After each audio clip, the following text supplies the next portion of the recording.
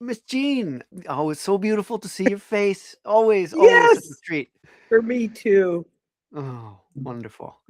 So you are a part of Shambhala, and you're now you've entered an active role as a leader in your community of some sorts. Is Of this right? some sorts, yes. Let's say it is an undefined role. I do have an authorization to teach meditation, and I'm in you know, I am in a Shambhala levels teaching Mm-hmm. course and a Buddha Dharma teaching course. Mm-hmm. And so, and they're, I mean, let's say they depend on each other. One Mm-hmm. illuminates the other. So I'm doing talks pretty regularly and, Sure. wringing my hands a great deal. And I mean, the reason I decided to do this was because it helps me understand the practice Mm-hmm. and Mm-hmm. what is this all about. I mean, not that I Mm-hmm. can explain what it's all about, but I'm it's such a powerful practice for me and for people people really have unfolded some wonderful things in Mm-hmm. themselves. Mm-hmm. So yeah. Cool. Hmm. The and well, I mean, just I feel there's a connection between people who have been classroom teachers and become kind of enter that teaching role in a spiritual context. There's a certain advantage to understanding how to watch and manage a group of people, and to respond really sort of spontaneously but skillfully. So yeah, the your community is blessed beyond reason, even if they couldn't even contemplate the depth of how blessed they must be to have you. Oh, So oh, that's way too much. But I think the other part of it is that, the kind of compassion you develop as a teacher and patience for where people are and, not feeling mhm, like you need to force them to move beyond where they are. You can mhm, invite them, mhm, and sometimes I'm trying to catch up to where they are. So it's all, we're all learning together, and that mhm. is there's nothing more rewarding and beautiful. Yeah, Yeah. true that. Hmm. So the meaty question that, as I have wrestled with it over a long time and always thought, Gene is the person who's going to have something beautiful to say about, or at least a beautiful reflection on, is supposing in Buddhism we have on one hand this idea of abandoning our attachment to ourself, our identity in a certain way, and becoming something, as I'd like to say, beyond just this limited idea. And yet, we don't come to practice. We don't find out about the Buddha way by any other means than the identity that we have carried through our lives, that we are in our lives. So I wonder how you reflect in that contradiction between letting go of self and yet being whole and authentic to your identity.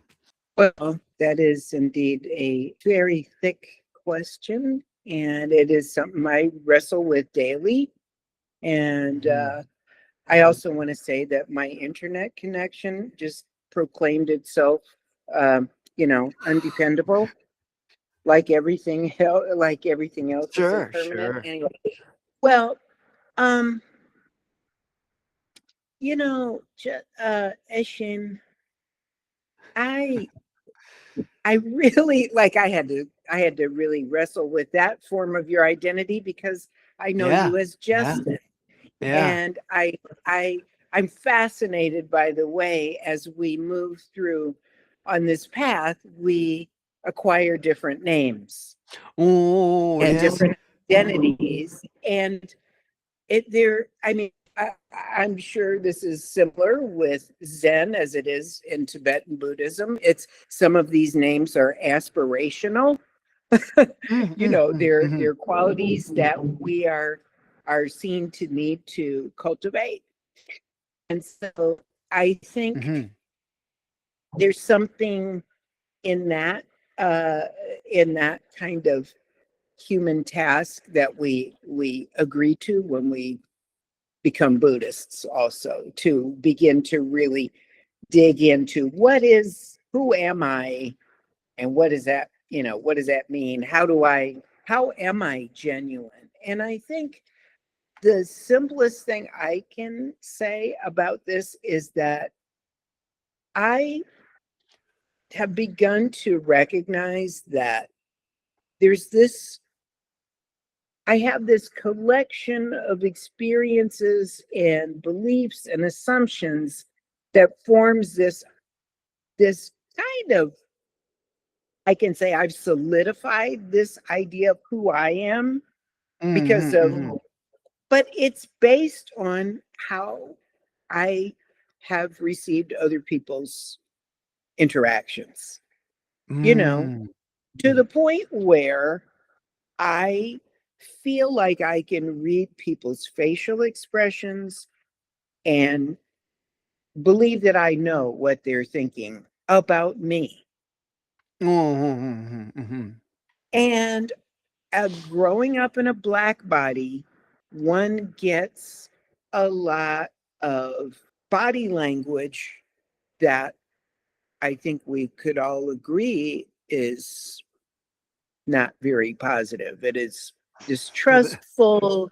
yeah. It's, there's a lot of information in just how people look at me. Mm, mm.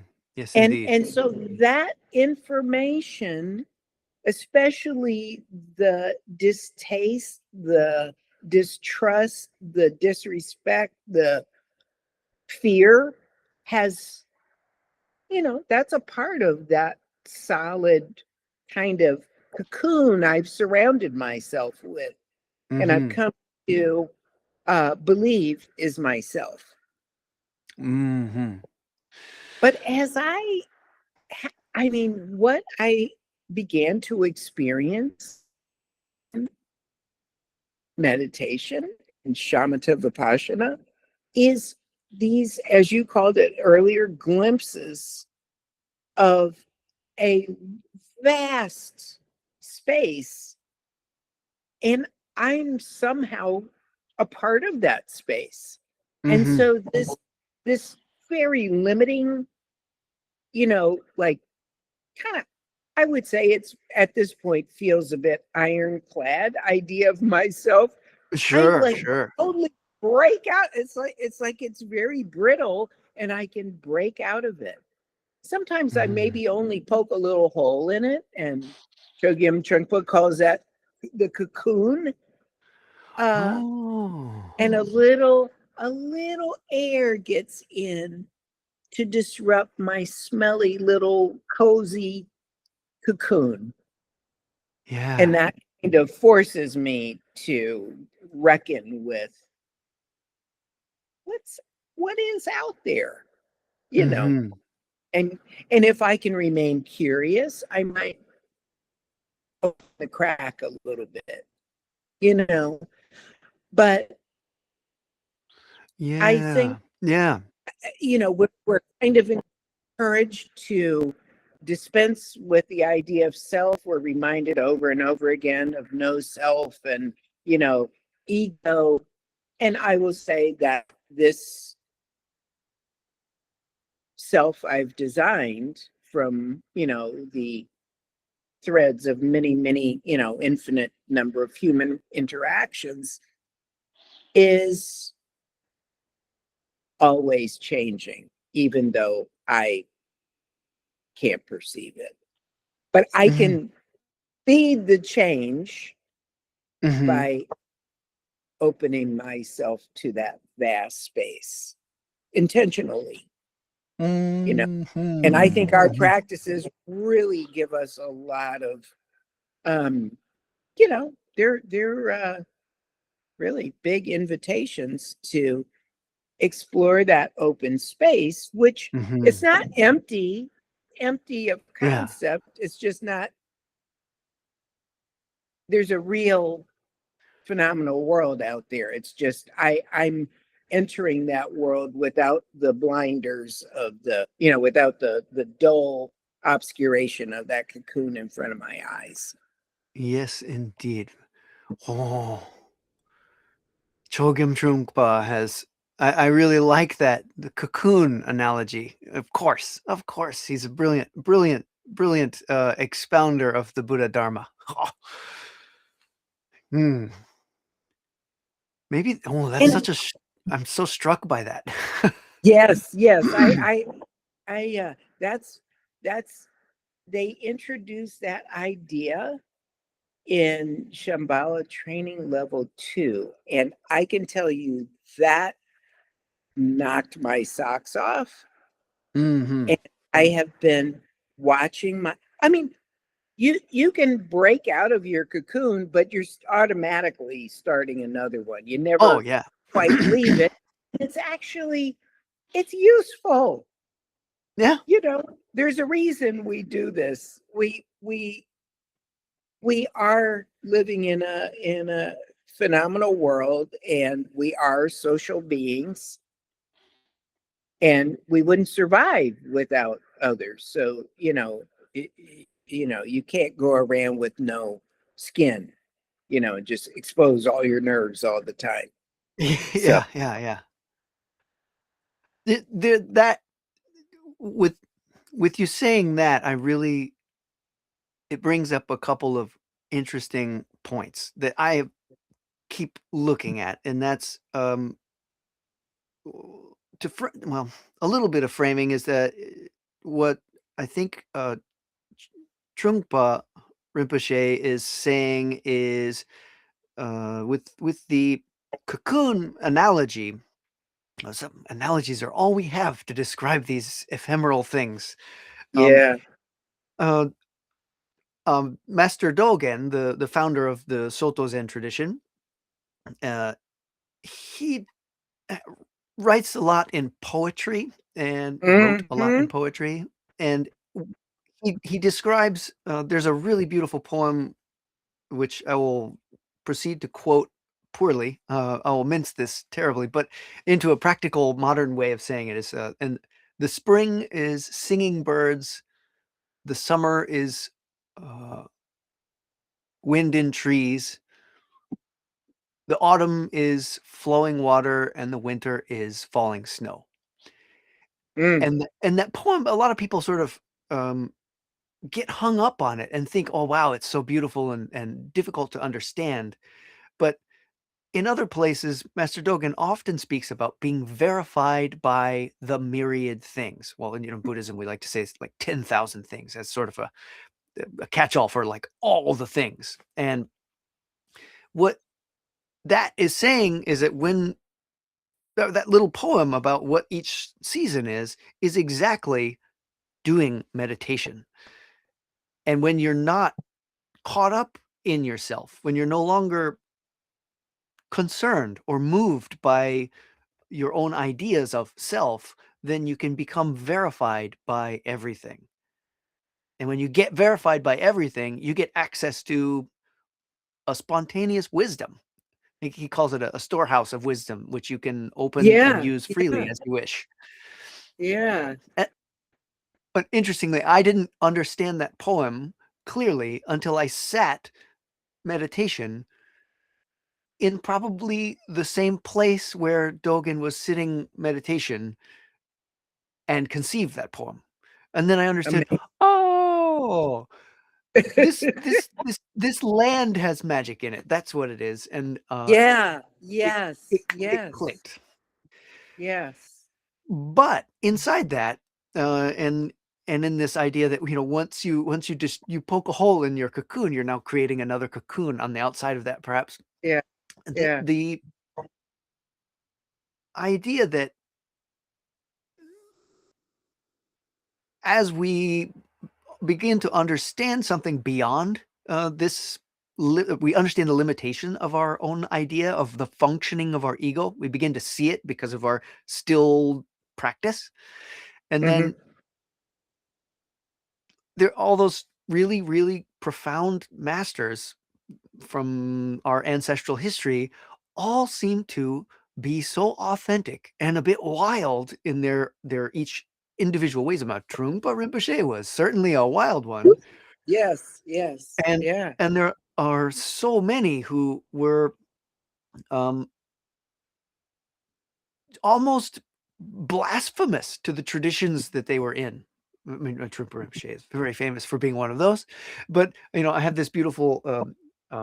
It's a reproduction of a painting by a student of a great Zen master who famously refused to do anything except in robes, appearing as a priest, which makes sense, except when you consider he said, "Oh, whenever I want to go have a drink, I go have a drink," and he goes and sits in a bar with with his robes on, and Uh, when he wants physical pleasures, he goes to the whorehouse in his robes, in his robes.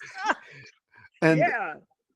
and something about that complete, pure, not begrudging one's own identity is sort of a gateway to being beyond it in at the same time. Do you find that there's a fine line between grabbing onto your idea of yourself and living wide open and authentic? Oh no, you're a bit frozen, Gene. Will it recover? Wow, wow, wow. Here we go. Gene, I can't hear you. I can still see your frozen face.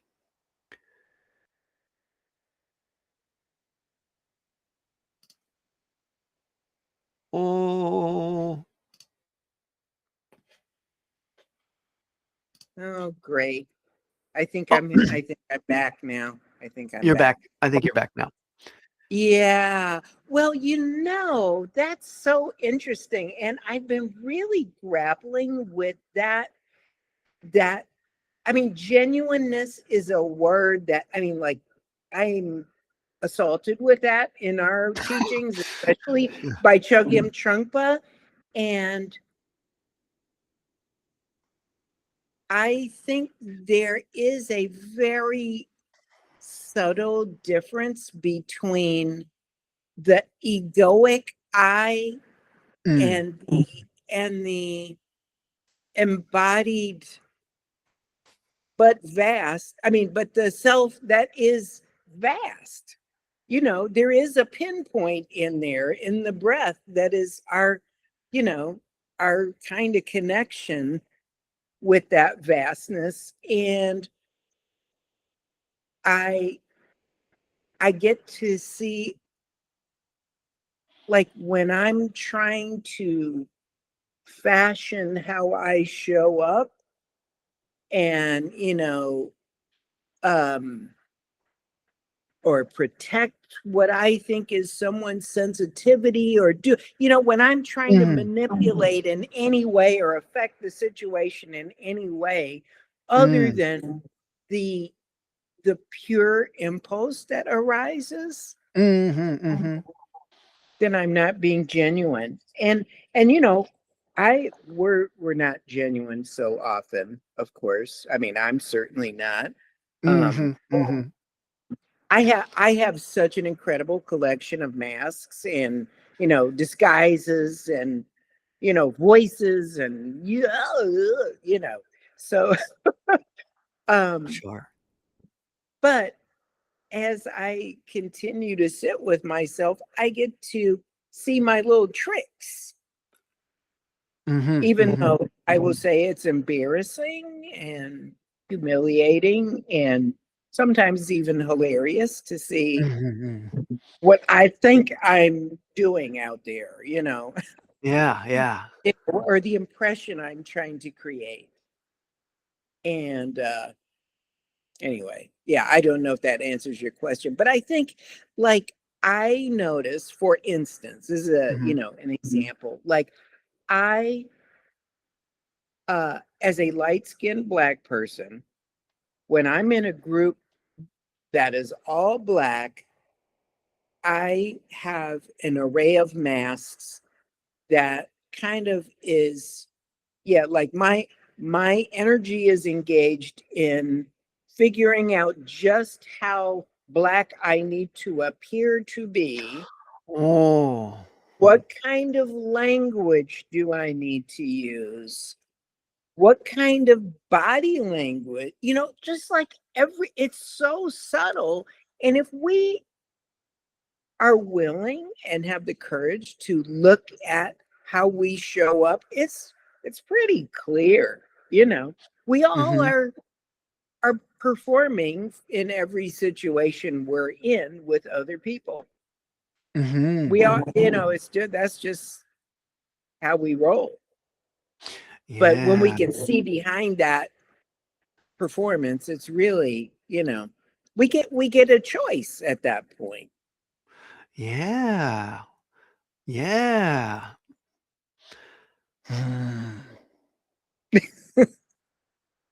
There was one, I had the pleasure, speaking of masks, I love that analogy. I think I was given that idea from you long many years ago. Oh, Um, eh, when we teach children, our children, or, the students that we receive for a period of their little lives, uh, I mean, a small period of their long lives, ideally. The sometimes we have to put on a mask of perhaps anger or sternness or sometimes humor when we don't authentically feel it inside. But wearing that mask is a skillful means to meet that young person or to teach in a certain way. And mhm. I love that, and I have seen it over and over. And it's fascinating to hear you say that that's also at play just in how we comport ourselves depending on our social situation, not just as a teacher, particularly to young children. But I also, maybe this is connected, where I often say that we have to be really careful when we put on a mask of anger is a particularly sticky one, because Mhm. sometimes the mask, although it's showing this way, it starts to reflect and permeate Oh, in this heck, direction. yeah, yeah. N Yes, And, yes. there's, one really, really wonderful, teacher who I was so fortunate to create a pretty casual relationship with, sort of behind closed doors at the big monastery where I trained. In this particular master was a little bit younger than my ordaining teacher, but trained with the same, also they trained with the same masters as young monks. Okay, yeah, So yeah, so they have a certain similar flavor, and this okay. particular master was the strictest and scariest of all of them in front Oh, of everyone. And he would occasionally like go through the entire meditation hall and strike every monk to encourage, wake up, God. pay attention, be here and now and nowhere else. And he would, and it's a beautiful, long, old traditional thing. It's not abuse. There are younger monks who wield that stick, and sometimes you go, that might be on the edge. We're Yeah, but, when he would go, he would strike very hard, but you could feel the intention behind it. And, Yeah. but then, although he was very scary and very, very, stern and upright in front of everyone, when we would have opportunity, sometimes he would call me and say, "Hey, Eshin, come to my room." And I would go to his room and he'd be like, "Sit down, here, eat this." And he'd give me some kind of a sweet thing, and he would ask me. We would just have a very casual, a kind of equal level conversation, which is in Japanese culture is very, very weird. No sticks. Yeah, no sticks, and it's just so frank and interesting and really deep Uh-huh. just like we're doing now. And Mm-hmm. and I recognized that I thought, oh, he's doing that mask thing, and he's doing it on purpose. He knows exactly what he's doing. And then he said something to that effect. He said, well, when I have to be in front of this group of people, there's an expectation of the role that I occupy, the teaching role I occupy here. Like the job is more important than my own personal identity. Means that I have to behave in a certain way. I have to protect That's a certain practice in a mask. Yeah. yeah, and and and he said, well, that's not really who I am. I'm just doing the job. And I Mm-hmm. thought, wow, this guy is really he is so authentically himself that he's able to put on something that's completely diametrically opposed to the sweet, gentle-natured person that he actually is. I admired that. I struggle with maybe what I think is being me, soft and nice and kind all the time, is actually just a mask in itself. So where do the masks, where do the cocoons end? They don't end, do they?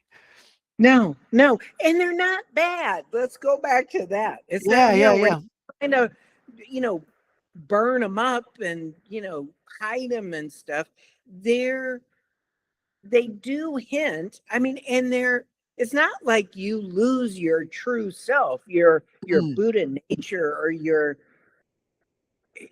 genuineness is down underneath there somewhere. mhm, mhm. And I guess what he was doing is like smacking through the cocoon to see if you got Yeah, the impact.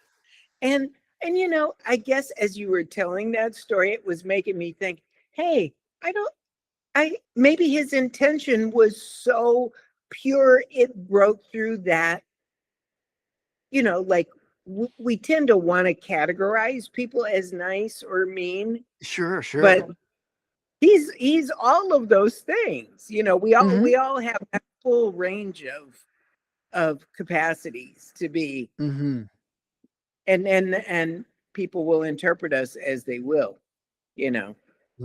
I Mhm. mean, I got to say that reminds me of the people who will tell me, if I just had an interaction with somebody who was seeking a meditation instructor and would send me these voluminous emails, 8, 10 paragraph emails with full of all this intellectual stuff. And I would kind of say, well, what is your physical experience of this? What is your Yeah. body telling you? Right?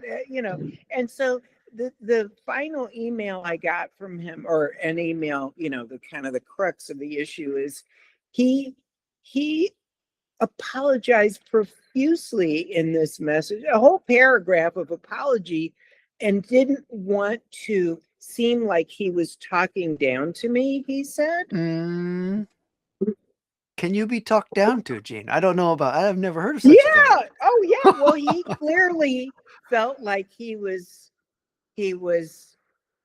asserting his dominant. That was my interpretation. He was Mm, asserting his dominant, superior intellect and apologizing for, leaving me in the dust.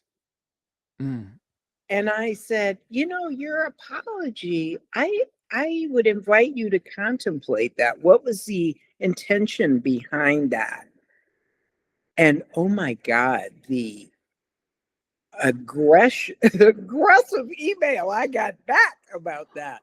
He went off after that. huh. So I was like, okay, I could have been misreading that apology, but I do think, um, we imagine that our masks are communicating the way we designed them to communicate, when Mm, really, mhm.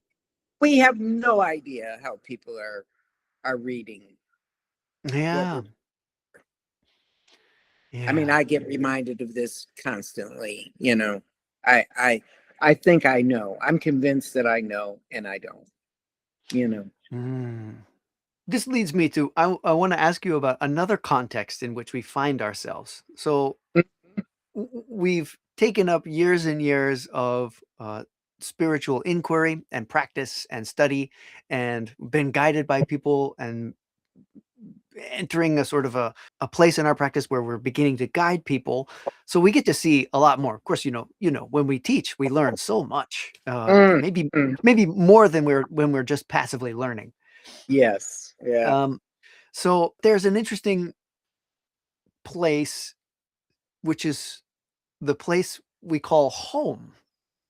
All this spiritual adventure we go on, and we learn to put on all these masks, and we comport ourselves. Oh yes, I am being called this name. I go by this name that means this about my practice and my intentionality, my promise to myself to uphold um, some kind of semblance, some assembly of Buddhist rules, I guess, and which are simple: be kind, be honest, don't kill, don't steal, basic Yeah. stuff. Yeah.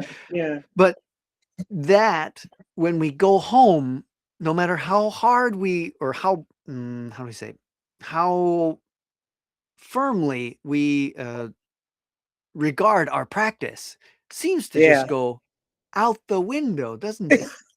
Yeah. Yeah. Yeah. Yeah. Well, our families know all of our little sensitive spots, right? Yeah. Mhm, mhm. Yeah.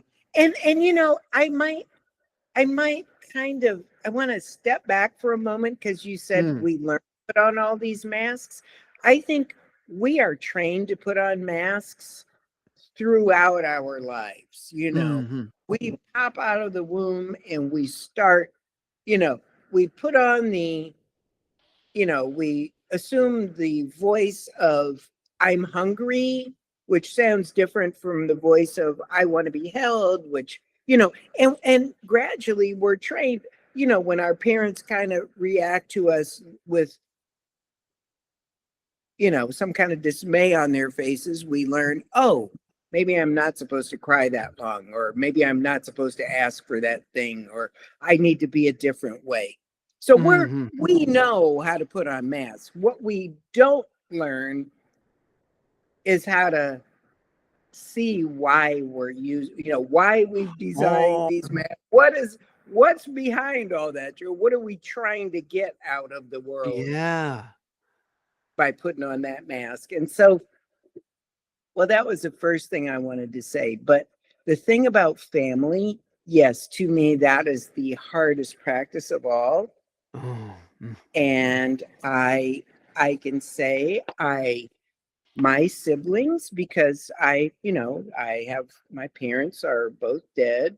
My older brother has died, and I now have two siblings, one of whom you've met, mhm. my young brother, and we are very close, and we do a lot together. My older sister has been a thorn in my side my entire, my conscious life, and Mhm. she's 7 years older than I. And I had an experience on my 70th birthday a few years ago Oh, you've come that that far, Jane. Oh. blew my mind. I mean, I was like so grateful for this practice because Mhm. I never expected to have a real relationship with my sister. It just didn't seem possible. Mm. And I'm not going to pretend that we have a great relationship. It's not that. But I got some liberation. It was my birthday, and my Mhm. sister, as the eldest, has reserved the right to dictate how birthdays and, some holidays will unfold, right? Yeah, And yeah, yeah. she is like, she owns that, right? And she's also always late, like you can depend on her to be late, and not 15 minutes, but a minimum of an hour or so. Oh. Mhm. So anyway, so she said, "Oh, let's meet at this restaurant for your birthday." And she set a time. And so we said, "Okay." And she said, "I'll call you at noon because I want to ride with you all. I'll let you know if I'm going to get there in time. Otherwise, I'll just meet you there." So Mhm. Johnny, my brother, and I waited till noon. And in fact, we waited till 12:15 to hear from my sister. Uh-huh, And uh-huh. there was no call. We attempted to call her, no answer. So we said, "Oh, she's probably driving. We'll just go ahead." So we get about 3 blocks from the restaurant and she calls, "You left me." And Johnny went off on her. He was so mad, you know. Yeah. And so I had to pause because I was going to go off on her. We Yeah. struggle for dominance over who's going to, say the nasty thing. Anyway, so I paused and then I suddenly got to hear the little voices that were pushing me to say these horrible things to my sister. And it was, "Mom likes her better. She got the straight hair. She got, everyone thought she was so beautiful." I was like, "What in the hell?" Mm.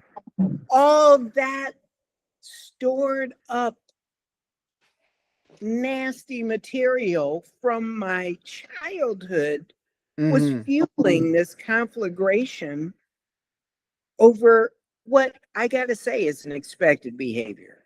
We can expect her Sure. to be late. Like, I've been getting mad at the exact same thing for over 60 years. That Yeah. is that is called self-imposed suffering. Yeah. you know, True that. Optional Yeah. suffering, right? So I was at this V in the road, and I could choose to continue suffering, or I could sit in that vastness just for the couple of seconds, which I was able to do.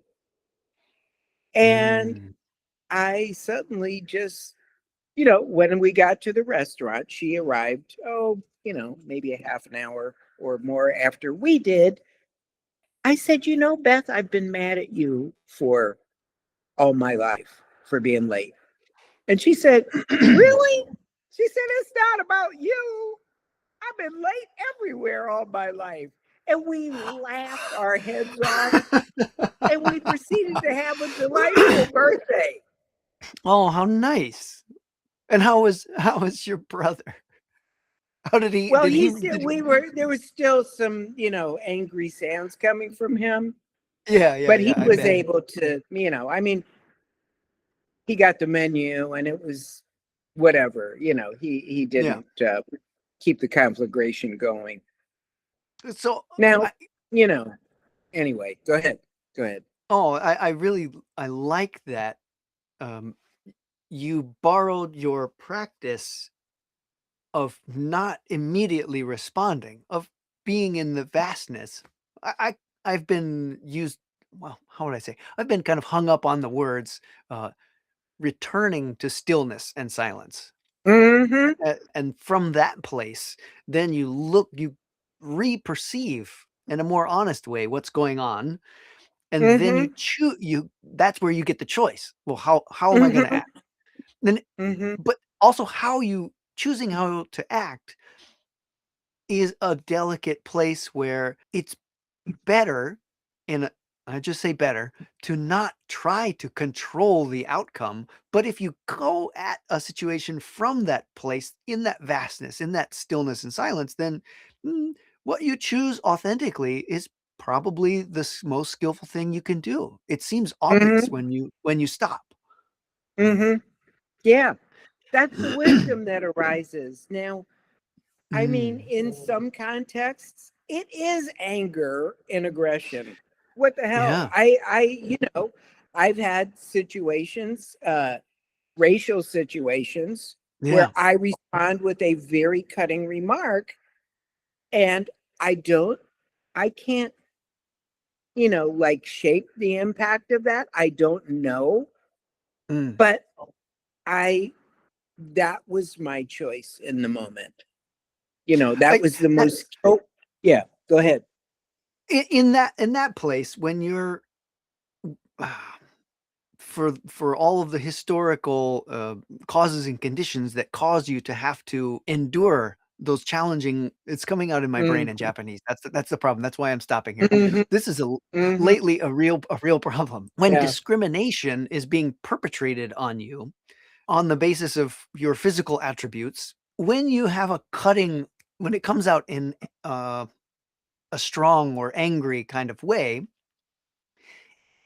is there a difference between that being skillful and that being defending yourself? Mhm. Sure, absolutely. I mean, I I don't think it's always skillful to have a cutting remark. You gotta, I mean, like actually being in your body in Mhm. those situations is what opens you to that space of that choice point. Mm. And Yeah. if you can rest there for a moment before reacting, maybe you get a wise choice. I mean, do you get to announce that that is the wise choice? No. That's the thing. We Yeah. always want to, our egos are ready to claim, I really handled that dude, or whatever.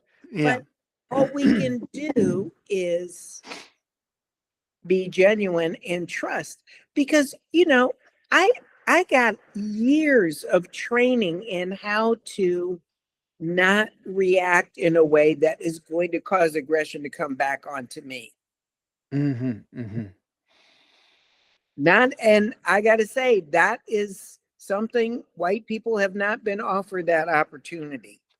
Not very much, and And let me say, there are some extraordinarily hostile, reactive, you know, huge responses at the mere suggestion that you reconsider an assumption.